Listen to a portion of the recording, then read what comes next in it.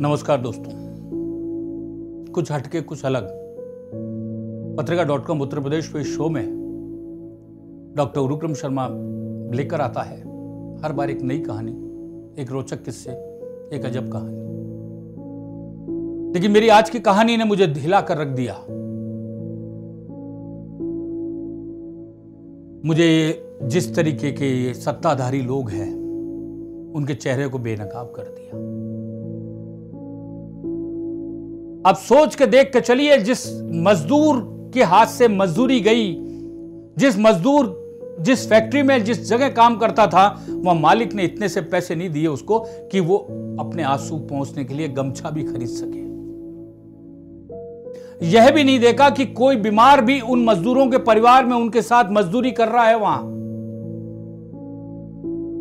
और लॉकडाउन के पीरियड में वो नियोक्ता, वो मालिक जो है 2-4 महीने भी उनको खिला नहीं सका, जबकि उसने जितना भी कमाया है इन मजदूरों के दम पर कमाया है। वो जो 56 भोग के व्यंजन खाता है, जो लग्जरी गाड़ियों में घूमता है, जो आलीशान बंगलों में रहता है, इन मजदूरों के पसीने के कारण है। लेकिन उन मजदूरों को अपने हाल पर छोड़ दिया। दोस्तों, ये कहानी वैसी है। आप सोच के देखिए कि जिसकी गर्भकाल, जिसका प्रेगनेंसी टाइम 9वां महीना चल रहा हो, वो महिला मजदूर चंडीगढ़ से मध्य प्रदेश के लिए निकल पड़ी। 180 किलोमीटर पैदल चलने के बाद उस महिला के पेट में दर्द हुआ और सड़क किनारे ही उसके साथियों ने उसकी डिलीवरी कराई।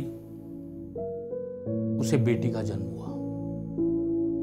अब देखिए उसकी ताकत, उस मातृशक्ति की ताकत कि जन्म के 1 घंटे बाद ही वो अपनी बच्ची को गोद में लगाकर अपने सीने से चिपकाकर आगे के 270 किलोमीटर पैदल चलकर अलीगढ़ पहुंच गई। प्रेगनेंसी डिलीवरी के सिर्फ 1 घंटे बाद ना शासन ने देखा, ना प्रशासन ने देखा, ना पुलिस ने देखा। आत्मा मर चुकी। अब यहां अलीगढ़ से वो जब पहुंच गई, यहां से उसको 1100 किलोमीटर का सफर और तय करना। दावे सरकार के बसों से ले जा रहे हैं, रेल से ले जा रहे हैं, समझ नहीं आ रहा।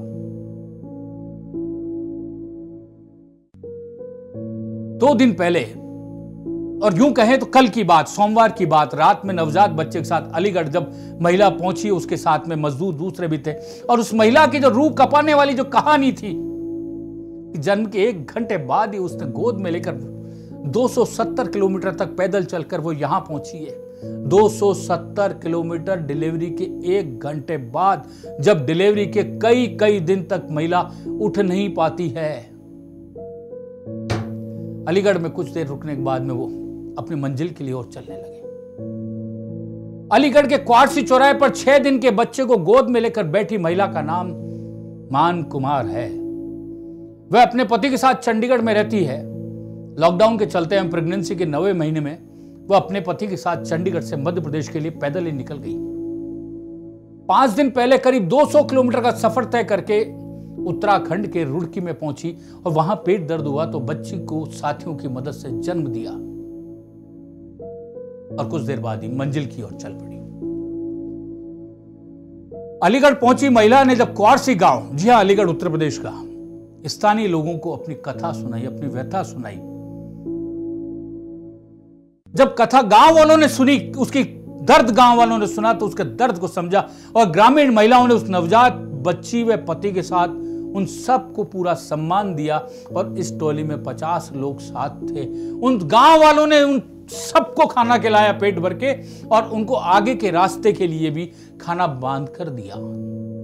वो छोटा सा नवजात जो हुआ, उसके पास में कपड़े भी नहीं थे। मां ने अपने साड़ी का, अपने पल्लू का उसको चीर के उसको कपड़ा पहनाया इस बड़ी जेठ की दोपहरी के अंदर। आप सोच के देखिए।